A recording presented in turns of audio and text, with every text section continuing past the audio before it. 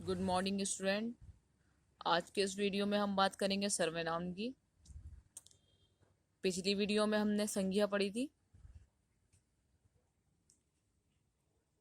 देखिए student, I hope आपको ठीक से नजर आ रहा होगा। चलिए जानते हैं सर्वनाम की परिभाषा। संज्ञा शब्दों के स्थान पर प्रयोग किए जाने वाले शब्दों को सर्वनाम कहते हैं। जैसे मैं, तुम, यह, वह, कोई, कुछ, आप आदि।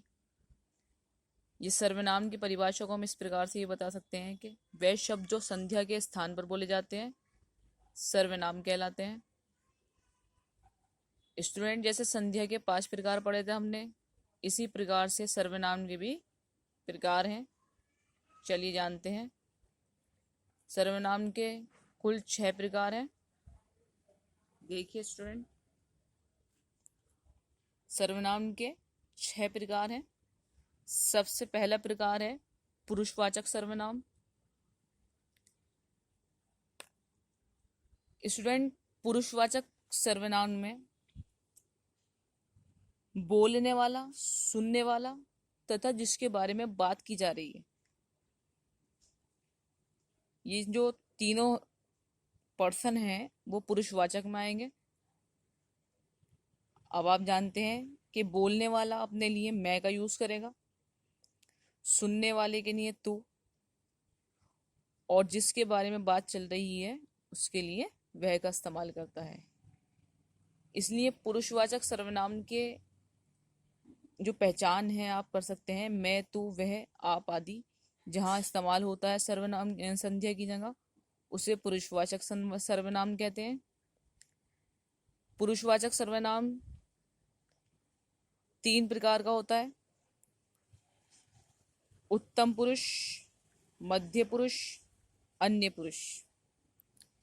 इंग्लिश में हम इसे first person, second person, third person के नाम से भी जान सकते हैं। स्टूडेंट, फर्स्ट पुरुष या फर्स्ट पर्सन जो रहता है, उत्तम पुरुष, बोलने वाले को कहते हैं या लिखने वाले को कहते हैं। जैसे लेखक कहानी लिखता है तो जिसमें लेखक अपने लिए जो जिन शब्दों का इस्तेमाल करते हैं उसे उत्तम पुरुष कहते हैं। लेखक कहानी जिसे सुनाता है या जो कहानी पढ़ता है उसे मध्य पुरुष कहते हैं। थर्ड पर्सन वह कहलाता है जिसके बारे में बात चल रही होती है। अन्य पुरुष, जैसे कि आप देख सकते हैं। आई होप स्टूडेंट आपके समझ में आ गया होगा। नेक्स्ट टॉपिक नेक्स्ट टाइप पर चलते हैं। इसके नेक्स्ट टाइप है हमारा निश्चयवाचक सर्वनाम। स्टूडेंट, इसकी डेफिनेशन जान लेते हैं।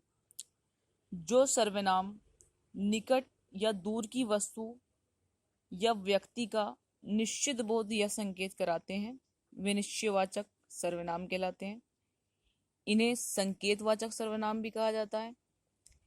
जैसे ये, इस, इन। स्टूडेंट, हम इसको एक उदाहरण के तौर पर समझ सकते हैं। जैसे आपके पास में कोई पेन रखा है तो आप कहेंगे ये पेन या वह पेन उठाओ, यह पेन उठाओ, यह पुस्तक उठाओ। स्टूडेंट, पुस्तक, यह, वह पास की वस्तुओं का अनुभव कराती हैं। जो वस्तु या व्यक्ति निकट हो और निश्चित संकेत का बोध कराए उसे निश्चयवाचक सर्वनाम कहते हैं। नेक्स्ट स्टूडेंट, इसका टाइप है अनिश्चयवाचक सर्वनाम। निश्चयवाचक सर्वनाम का अपोजिट है जो सर्वनाम किसी वस्तु, व्यक्ति का निश्चय पूर्वक बोध या संकेत ना कराए। जो कराएगा स्टूडेंट वो निश्चयवाचक कहलाएगा, जो नहीं कराएगा वो अनिश्चयवाचक सर्वनाम कहलाएगा। जैसे दूध में कुछ पड़ गया लगता है, कंफर्म नहीं है कि कुछ पड़ा है, कुछ पड़ गया लगता है, एक संकेत दिया जा रहा है किंतु ये निश्चित नहीं है। कोई मुझसे मिलने आ रहा है, कोई आ रहा है पर कौन आ रहा है ये निश्चित नहीं है। अतः स्टूडेंट कुछ, कोई, ये अनिश्चयवाचक सर्वनाम को प्रदर्शित करता है। चलिए इसका नेक्स्ट टाइप जानते हैं। स्टूडेंट इसका नेक्स्ट टाइप है संबंधवाचक सर्वनाम। जिस सर्वनाम से अगले या पिछले उपवाक्य का संज्ञा या सर्वनाम से संबंध ज्ञात हो।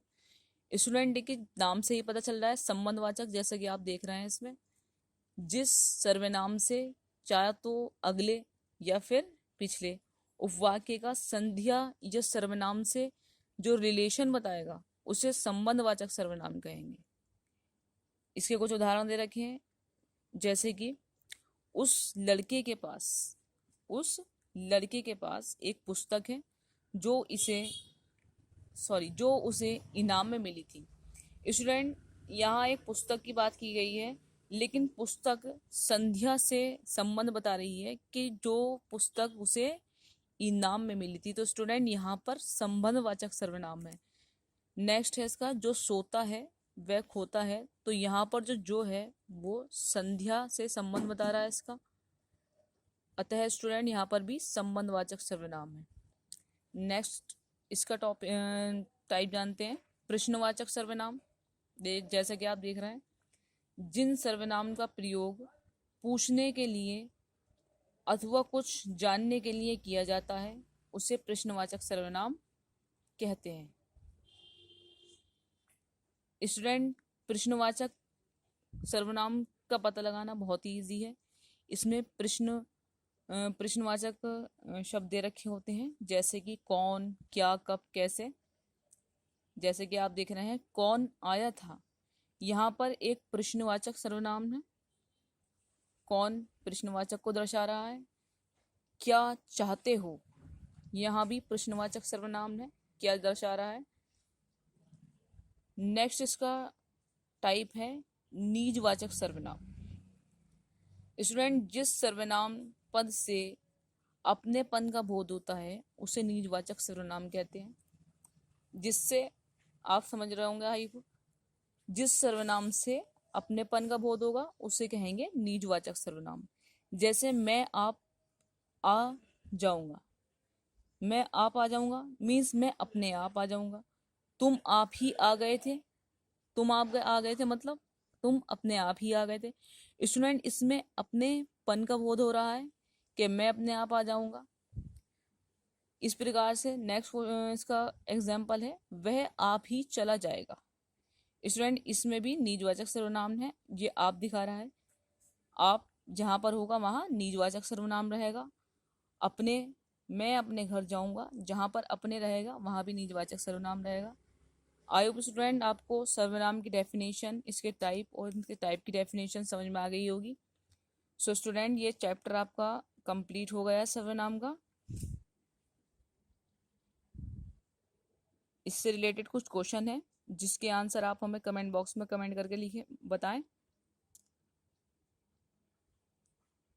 इसके आंसर वैसे हम आपको कल बताएंगे नेक्स्ट वीडियो में, लेकिन फ़िलहाल आप अपने आंसर कमेंट बॉक्स में कमेंट करके बताएं, क्योंकि ये जो प्रश्न है ऑब्जेक्टिव टाइप, ये जो अभी आपको हमने समझाया है उसी से रिलेटेड है।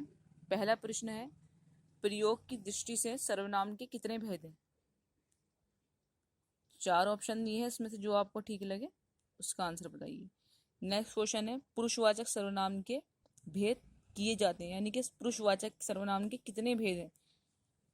4 ऑप्शन दिए हैं इसमें, आपको ध्यान से देख सकते हैं आप। नेक्स्ट क्वेश्चन है आपका वह के, उसको, उसका आदि है। स्टूडेंट इसमें आपसे पुरुष पूछा गया है कि इसमें कौन सा पुरुष है, उत्तम, मध्य या अन्य पुरुष। जैसा कि अभी पिछले वाक्य में आपको समझाया था अभी पुरुषवाचक सर्वनाम के बारे में। आई होप आपको अच्छे से समझ में आया होगा और आप बहुत ही आसानी से इसके आंसर हमें कमेंट बॉक्स में कमेंट करके दे देंगे। सो आज के लिए इतना ही। Thank you for watching this video. Goodbye, have a good day.